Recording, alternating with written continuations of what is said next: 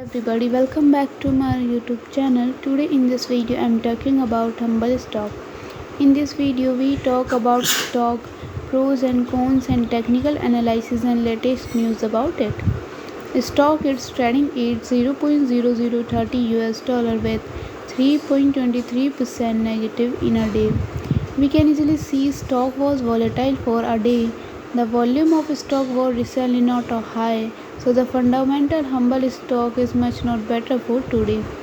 Before buying and selling the stock, please consult your financial advisor. Today's video is done. Thanks for watching. Please subscribe my YouTube channel and like the video and also comment all related queries. Wait.